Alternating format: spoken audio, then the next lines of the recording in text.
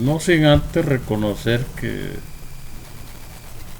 el año que hemos vivido ha sido un año de muchas complicaciones, y además de la pandemia, este invierno que ha sido muy copioso, que ha tenido lluvias intensas y ha causado mucha destrucción, no solo en el país, sino que en el área centroamericana. Sin embargo, la educación es un proceso, yo diría, de largo plazo, pero tiene una característica de ser continuo. Y no podemos abandonar nuestro proceso formativo por todas estas circunstancias de la vida que nos están golpeando a lo largo de estos días y estos meses. Hemos tenido una suspensión obligada, ¿verdad?, de una semana y días, pero bueno, hay que continuar, la vida no se detiene y el proceso formativo tiene que continuar, ¿verdad? Los centros educativos de nivel superior están autorizados para continuar nuestro proceso formativo.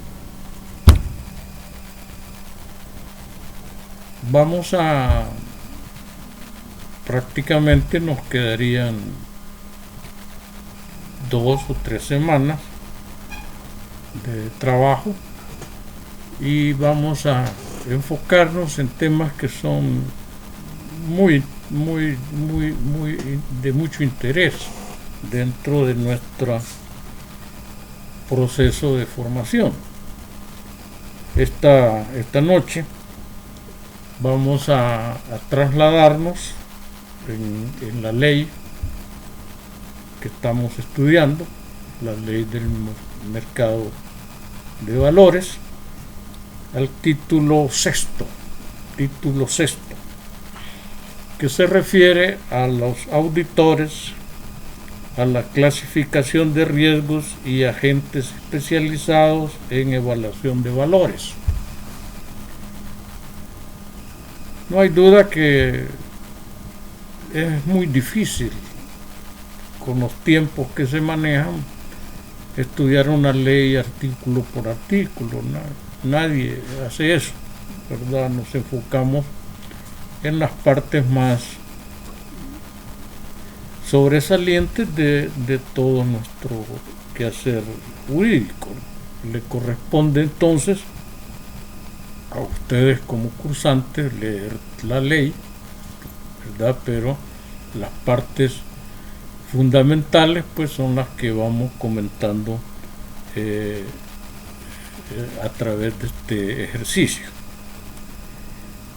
El título sexto comienza con el artículo 81 y comienza, ¿verdad?, con el capítulo primero, que se refiere a los auditores externos, que es la parte final que el programa nos manda a estudiar,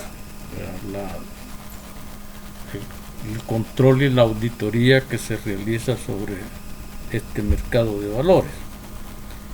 Y el capítulo 1 decía los auditores externos. Encontramos la primera parte donde se refiere, nos vamos a ir al artículo 81, por favor ubíquense en esa parte en la ley, y dice lo siguiente el artículo 81. Los auditores, artículo 81, los auditores externos de las personas sujetas al régimen de la presente ley deberán registrarse en la superintendencia, para lo que deberán llenar los siguientes requisitos. Hemos venido sosteniendo a lo largo del curso, a lo largo de las charlas, lo que se llaman los registros, ¿verdad?, que lleva la superintendencia, ¿verdad? De eso hemos hecho comentarios ya abundantes y los auditores tienen que registrarse en la superintendencia. Aquí quisiera comentar dos cosas. Fíjense que vamos a tener en la parte de la auditoría lo que se llama, aquí prácticamente quizá podríamos hablar de tres auditorías. Las sociedades, cuando se crean y manejan recursos, porque las sociedades manejan todo eso, manejan personal y manejan recursos. Entonces, todas, ¿verdad?, o casi todas, en un 95%, tienen lo que se llama su control interno, que es una auditoría interna de la propia sociedad, de las sociedades que estamos estudiando, ¿verdad?, cuáles son. La sociedad, la bolsa de valores, las sociedades emisoras, las sociedades que compran y venden los valores, todas esas sociedades, las sociedades que custodian, tienen su control interno, que se refiere a tener una auditoría. Pero hay una auditoría que es esta que estamos estudiando, que se llama auditoría externa. Es decir, es algo que está fuera de estas sociedades. ¿Para qué se crean esta auditoría externa? Esta asesoría externa son las que, fíjense que yo lo comparaba, ¿verdad?, en cierta ocasión, a lo que realizan los notarios. ¿Verdad? Los notarios dan fe de un evento, ¿verdad?, de una petición, de una declaración. Él da fe. Entonces también los auditores externos dan fe. ¿De qué van a dar fe? De que los procesos, los registros y los sistemas contables que llevan estas sociedades están apegados a la ley, que están aprobados a los métodos de cumplimiento de los sistemas contables que son generalizados a nivel mundial, ¿verdad? Las contabilidades, ¿verdad?, se registran y son los auditores externos los que validan y dan fe de que todos los registros y los procesos contables que llevan estas sociedades están apegados a la ley y que tienen respaldo de lo que están aseverando en sus balances financieros, ¿verdad? Entonces, el auditor externo entonces es como un notario que da fe, ¿verdad? No así los auditores internos de las sociedades. Ellos no pueden dar fe de sí mismos, ¿verdad? Ellos no pueden hacerlo. Los auditores internos vigilan, por supuesto, todos los procesos y los registros contables, y que toda la documentación esté apegado y respalde todo lo que dicen los informes financieros. Pero no dan fe.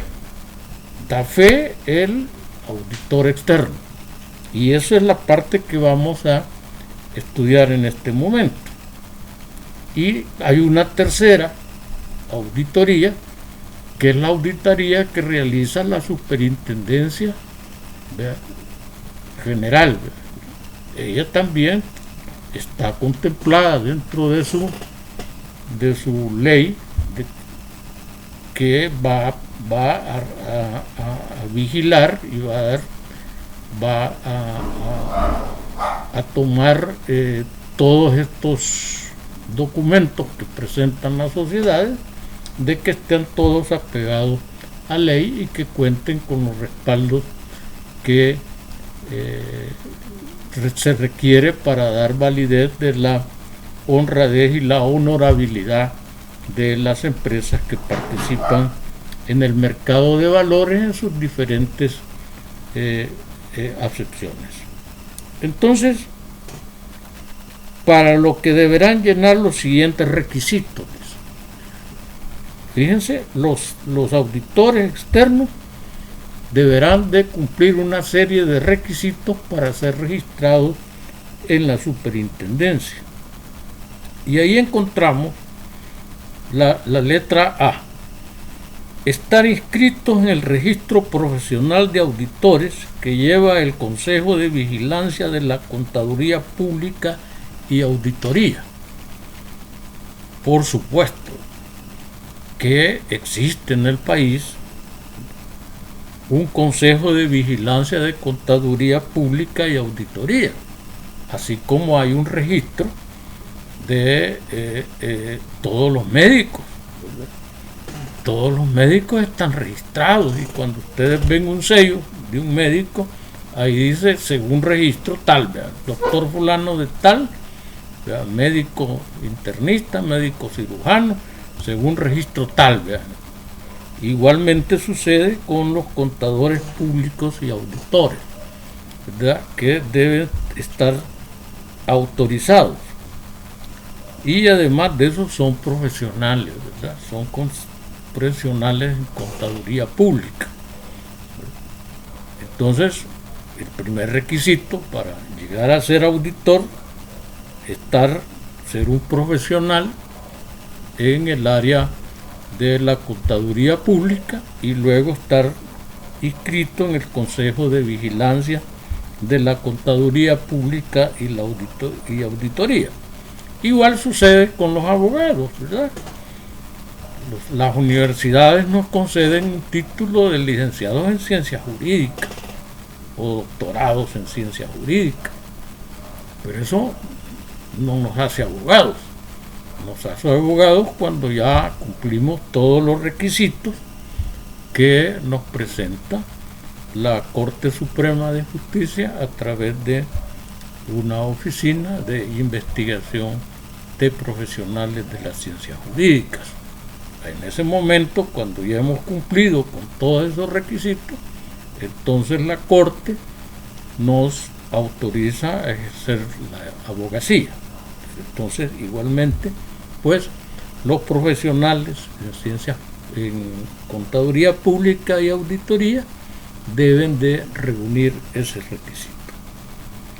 Letra B. Acreditar una experiencia profesional en ejercicio de la auditoría externa de al menos 3 años. De al menos 3 años, ¿verdad? Acreditar una experiencia. En la parte del derecho, nosotros para tener una autorización como abogados tenemos que presentar ante la Corte Suprema, ¿verdad?, un documento que acredita que hemos hecho práctica jurídica, ¿verdad? Y ahí nos determinan cuántos casos tenemos que haber llevado en la práctica, cuántas asesorías, y cumpliendo con otra serie de requisitos, pues se nos autoriza a ejercer la abogacía. Aquí le están diciendo, mire, acredite una experiencia en el ejercicio de la auditoría externa de al menos 3 años. Letra C. No haber sido condenado por delitos graves o contra el patrimonio o la hacienda pública. Uno de los requisitos que se menciona siempre dentro del mercado de valores es la honestidad, es el buen comportamiento, es el ejercicio ético, ¿verdad? Y eso se comprueba a través de no haber sido condenado por delito grave contra el patrimonio o la hacienda pública, ¿verdad? Igualmente los abogados, cuando nos vamos a registrar allá en la Corte Suprema de Justicia, tenemos que llevar esa constancia de que no tenemos juicios pendientes en ninguno de los tribunales. Y también tenemos que llevar de la Fiscalía un documento que diga que no estamos enjuiciados, de la Procuraduría General de la República, que no tenemos obligaciones pendientes, etcétera. Entonces todo eso se acredita para que nos den la autorización de abogado. En este caso es no haber sido condenado por delitos graves o contra el patrimonio o la hacienda pública. Y letra D, no ser deudor en el sistema financiero salvadoreño de créditos a los que se les haya constituido una reserva de saneamiento del 50% o más de saldo. ¿Verdad? Hay sistemas financieros que puedan haber tenido compromisos con un banco, se incumplió con alguna responsabilidad y se pide que se haga una reserva de saneamiento, ¿verdad?, del 50% o más del saldo que uno posea en una institución bancaria. Eso nos da garantía de que tenemos no solo solvencia profesional, solvencia moral, solvencia del manejo de las buenas cosas de patrimonio y la hacienda pública, y además de eso que no tenemos cuentas pendientes con ninguna institución financiera. Tratándose de sociedades, los requisitos anteriores se exigirán a los administradores, a las personas a quienes se les encomiende la dirección de los auditores y a quienes firmen informes correspondientes. Estas sociedades de auditores, entonces, generalmente son sociedades. Es muy raro de que una sociedad de este tipo tenga una persona de auditor nada más. Generalmente son oficinas que cuentan con varios elementos de auditoría, auditores profesionales. Entonces, cuando esto sucede, la ley dice que se les pide todos estos requisitos a los administradores y a quienes se les encomiende la dirección de las auditorías. De esa manera se garantiza que todo lo que se realice a través de estas oficinas pues está apegado dentro de los elementos que hemos señalado anteriormente en el artículo 81. Ahora bien, fíjense que esta parte que viene también es sumamente importante, porque se refiere a la independencia de las sociedades auditadas. La independencia de las sociedades auditadas. Artículo 82. Los auditores externos deberán ser independientes de las sociedades auditadas, no pudiendo, en consecuencia, poseer directamente o a través de otras personas naturales o jurídicas ninguna acción en ellas, ni tampoco depender económicamente de un solo cliente, de tal forma que su independencia profesional se vea comprometida. Esto lo que busca es la independencia. Fíjense que no podrán ser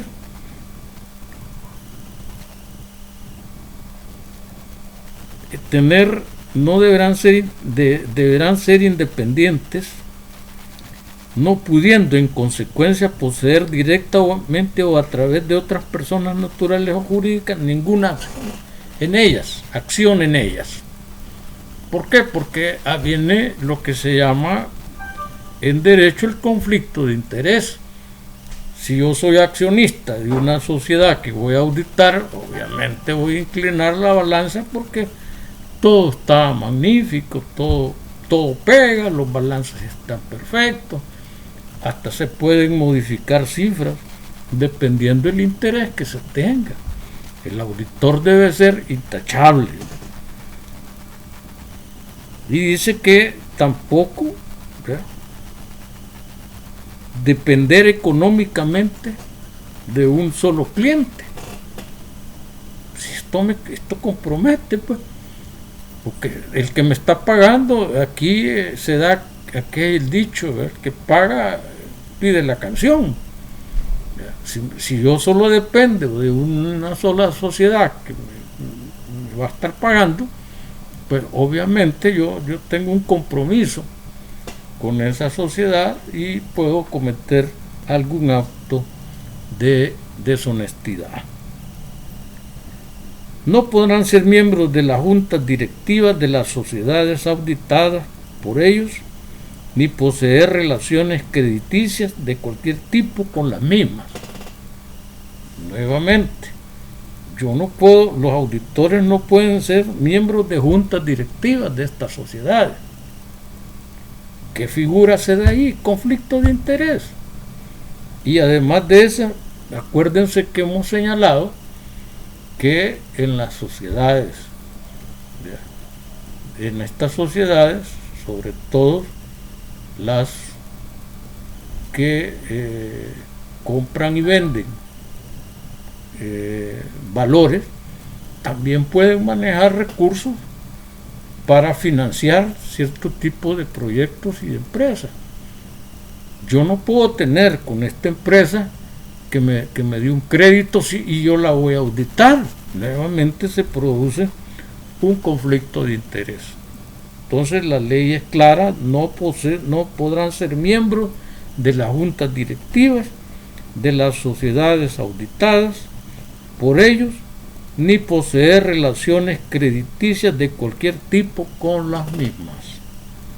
Eso le da la solvencia de que no hay ningún interés en beneficiar la sociedad que voy a auditar o que vamos a auditar. Ahora bien, viene el artículo 83. Artículo 83 se refiere al ejercicio de la auditoría. Al ejercicio de la auditoría. El papel de los auditores es sumamente importante.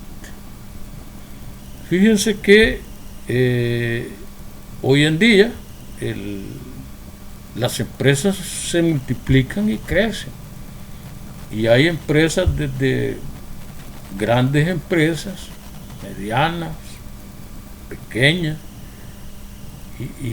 y microempresas que manejan ya cierto tipo y nivel de recursos.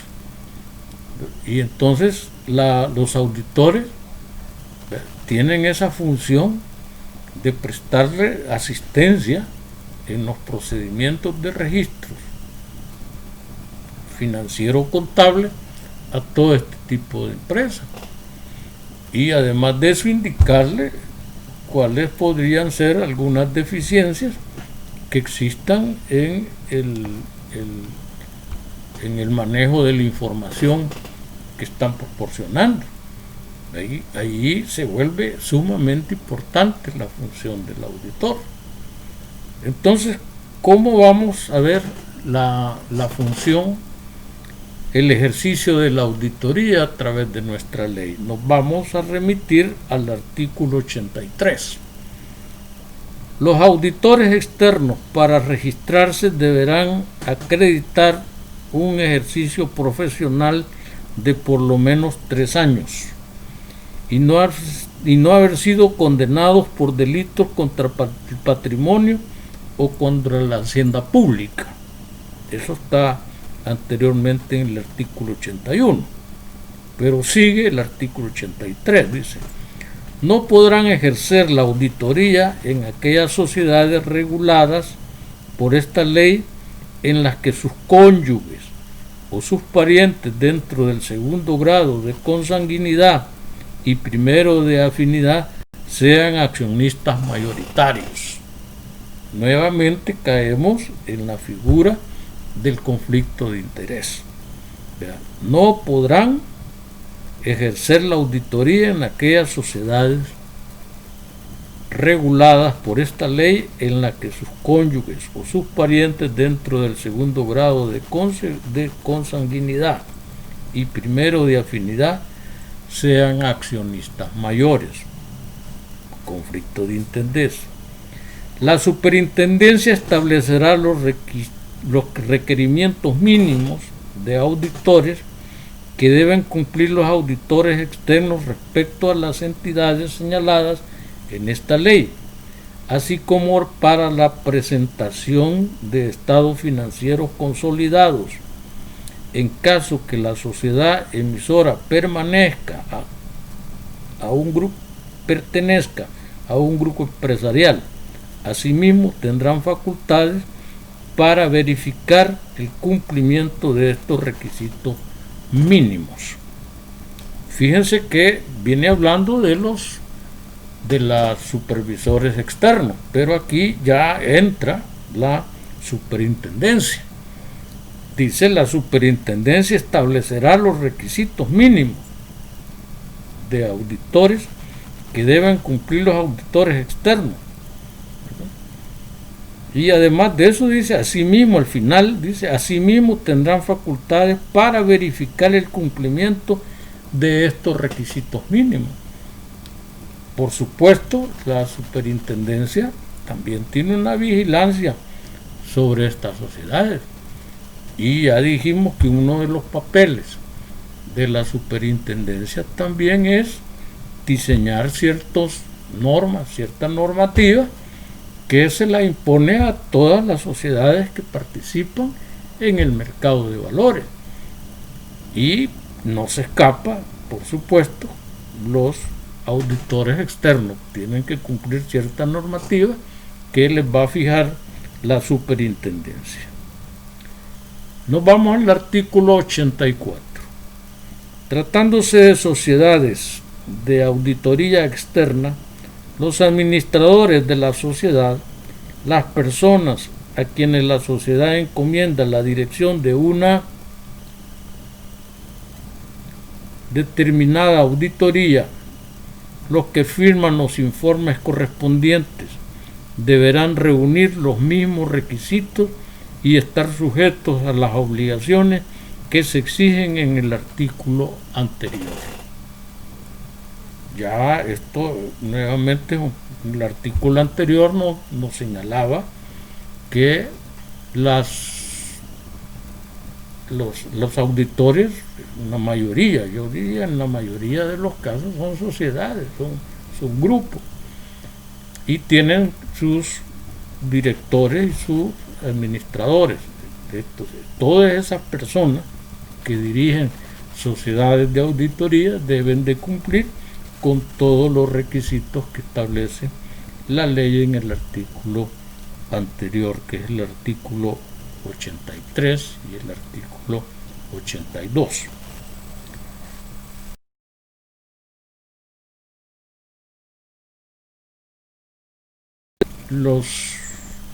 La auditoría externa tiene ciertas obligaciones y tiene facultades.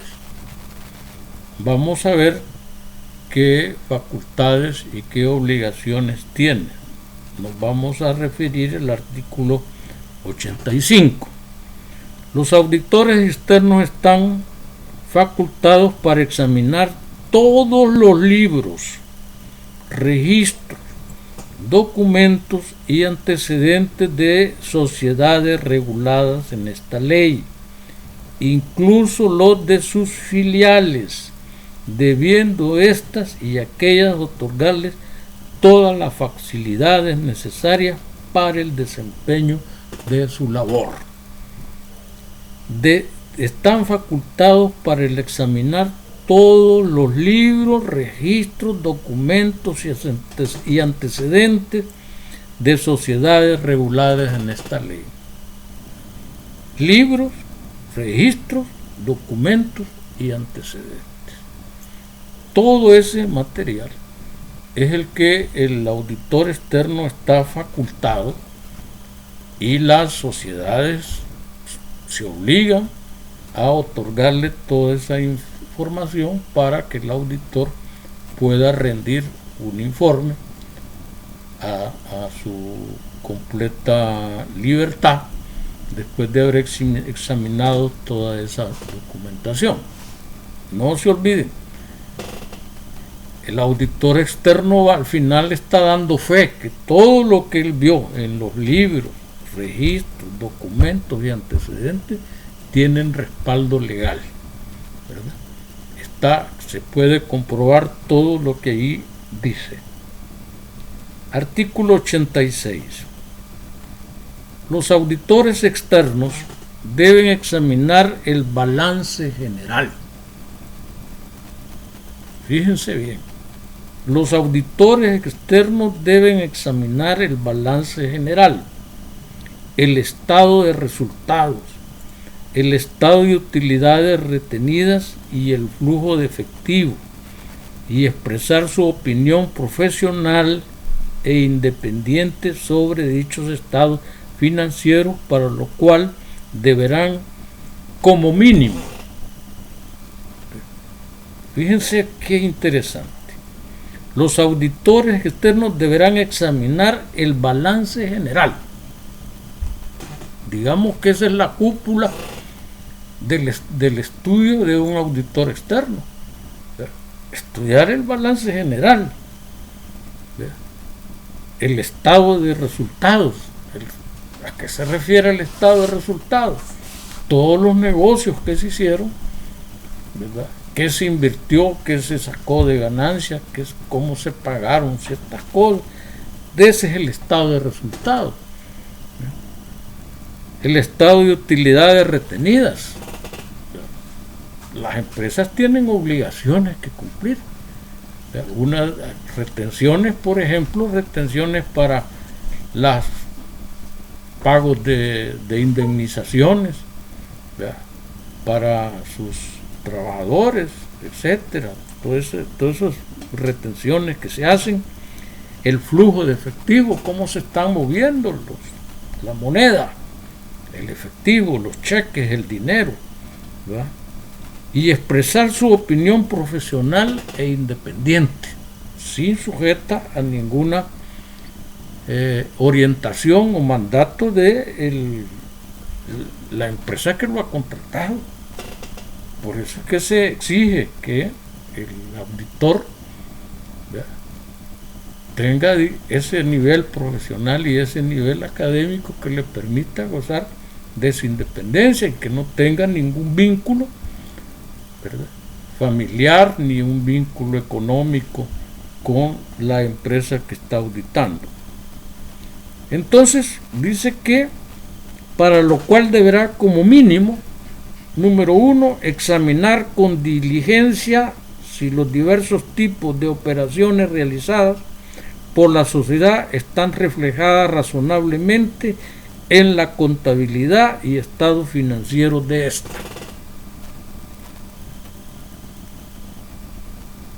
Examinar, dice, con diligencia los diversos tipos de operaciones realizadas por la sociedad que estén reflejadas razonablemente en la contabilidad.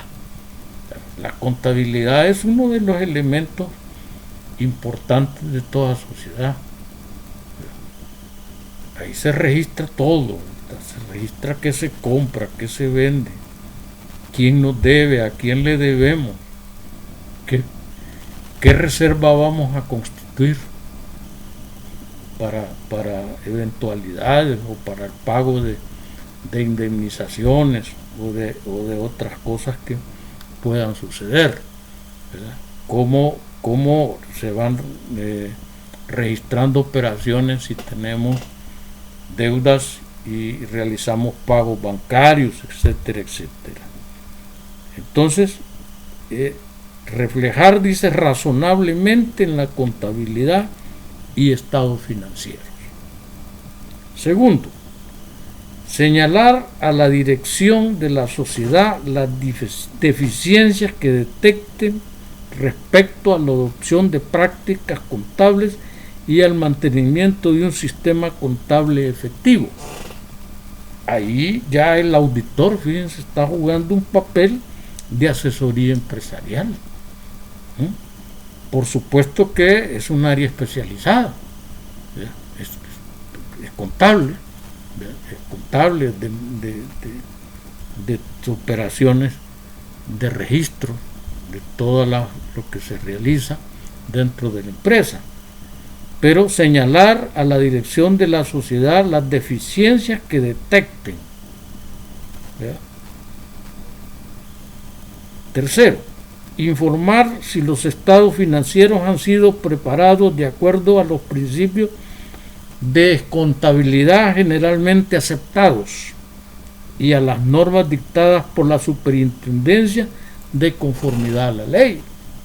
Mire, esto de la contabilidad generalmente aceptada no es letra muerta. La contabilidad también es una ciencia que tiene sus reglas, tiene su normativa, cómo se llevan las operaciones contables, cuáles son los activos, cuáles son los pasivos, cómo se llevan cómo se establecen los balances financieros, cómo se estructura un balance general. Todo eso le corresponde al auditor, ¿verdad? Cuarto, utilizar normas y procedimientos de auditoría que garanticen que el examen de la contabilidad y estados financieros sean confiables y proporcione elementos de juicio suficientes que sustenten el contenido del dictamen. Esto es como cuando un juez emite una sentencia. Hasta hace unos años, ya 60, 70, 80, unos años de 80, los jueces no argumentaban su sentencia. Hubo una reforma a la ley y hoy es obligación que el juez razone y sustente su sentencia. Igualmente le sucede a los auditores.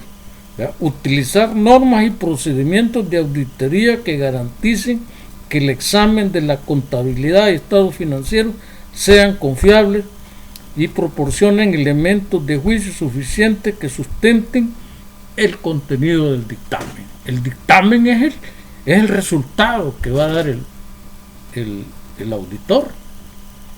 Por eso les decía, él como es el que da fe de que todo está bien, pero debe estar sustentado, dice. Igualmente, como hacen los jueces, sustente su sentencia. Y eso nos sirve a los abogados para poder ver si la sentencia cumple con todos los procedimientos establecidos.